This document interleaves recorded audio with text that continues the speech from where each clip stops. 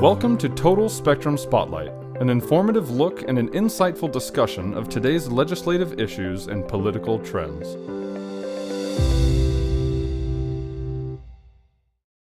Hi, I'm Congressman Eric Paulson, and welcome to Total Spectrum Spotlight. Joining me today is U.S. Senator John Barrasso from Wyoming, who is the third-ranking Republican member in the leadership, where he serves as the chairman of the Republican Conference. Senator, thank you so much for joining Spotlight for a discussion on the latest on Capitol Hill. Well, thanks so much for having me, Eric. It's amazing and interesting times on Capitol Hill as it is all around the country. So pleasure to be with you. Well, and as you mentioned there, interesting times. We just finished September without a government shutdown, and now we have a continuing resolution that, keeps the government funded through December 3rd. However, there are certainly a few big items that are unresolved and hanging out there. In the House, Speaker Pelosi has promised her moderate Democrats there will be a vote on the $1.2 trillion bipartisan infrastructure bill on September 27th, which didn't happen. Progressives, of course, were revolting, saying that was a no-go until the $3.5 trillion budget reconciliation for the social programs first passed.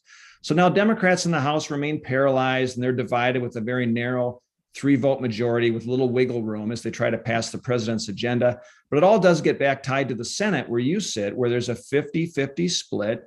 And Democrat Senators Manchin and Sinema are also saying they want the $3.5 trillion reconciliation bill pared back. So how do you look at this? How will the president, who's facing a very fractious group of House Democrats and 2 Democratic senators, how is he going to shake this gridlock loose? Well, Eric, I think you framed it very well. Because we do have a 50-50 Senate and such a tight House majority for the Democrats that should be a mandate to move to the middle. It should be a mandate to solve problems for the American people. But that's not what we see coming out of this administration.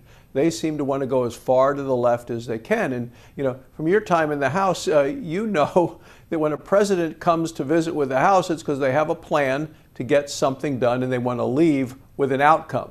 So it was like watching an episode of The Twilight Zone when Joe Biden went to the House. People thought he was going to talk about the infrastructure bill, the bipartisan bill, passed the Senate with 69 votes, which is a big margin in the Senate, that included roads and bridges and ports and airports, waterways, things that are important and necessary for our communities.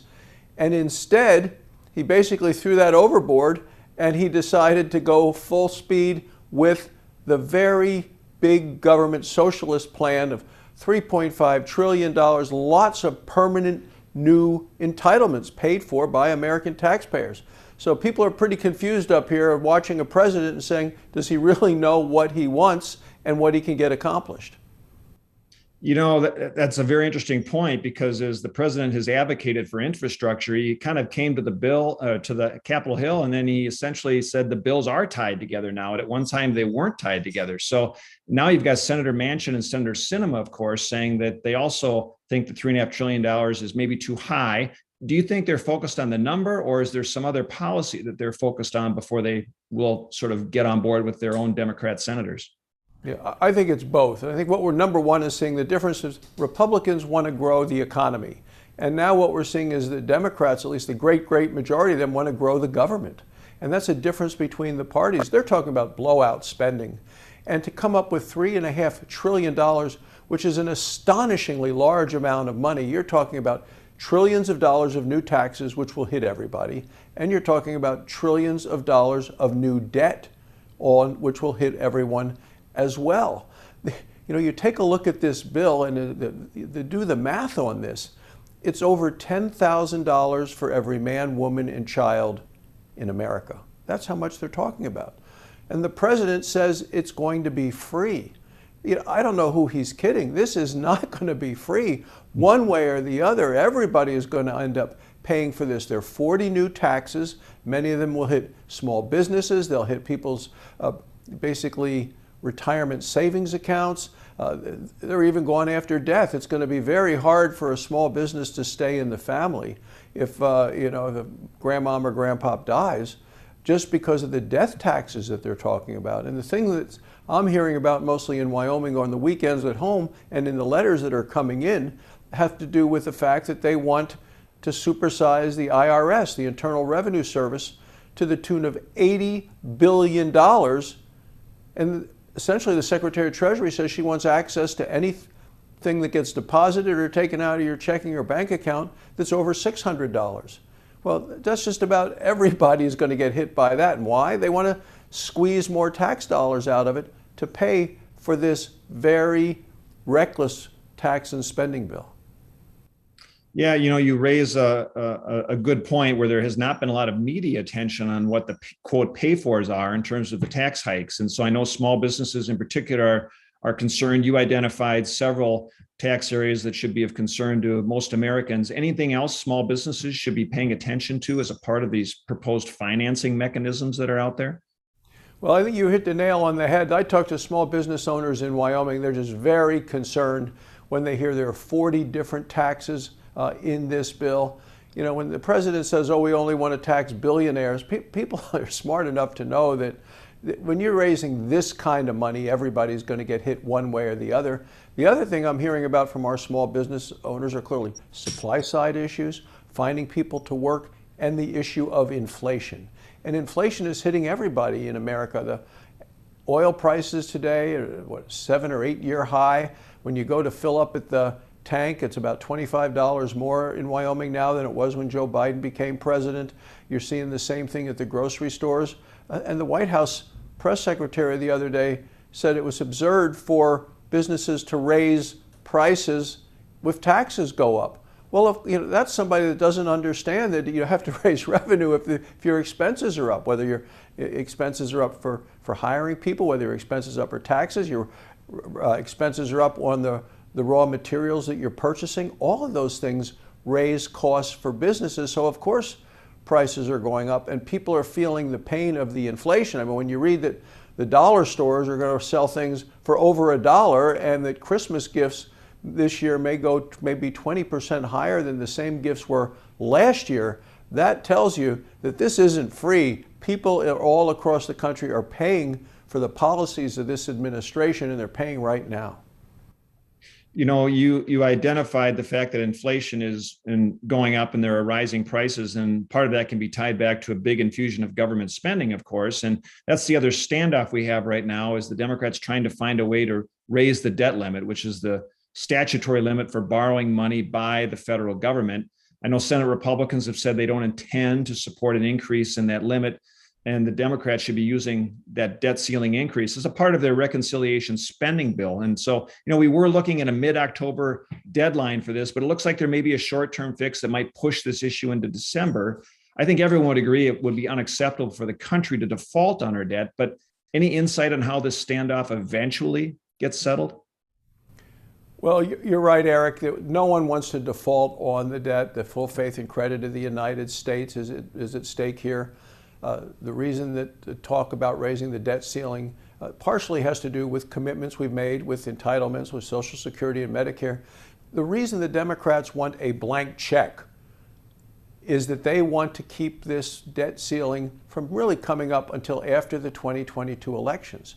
So anything that they can agree among themselves to spend would then go onto that debt, and people wouldn't really know what that total figure was until after the 22 elections. And Republicans are saying, you need to put a dollar figure on that. I mean, that's just wrong. We are not going to raise the debt ceiling to allow you to do all of this reckless spending, more new government programs, more entitlements, the sorts of things that you want to do that's making energy more expensive. You can go through a whole list of things.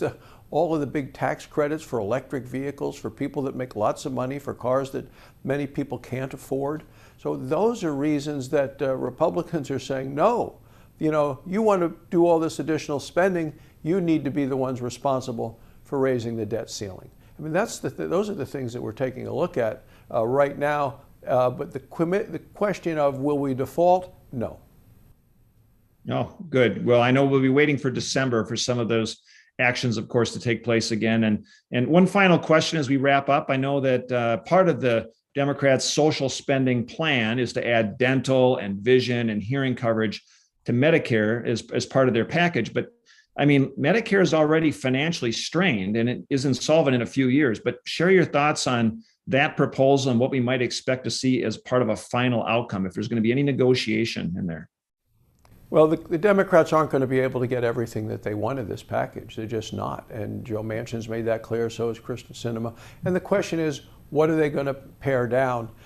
My big concern overall is that the debt is getting so high that it could undermine our ability to continue the obligations that we do have to our seniors, for Social Security, for Medicare, for the programs that exist right now.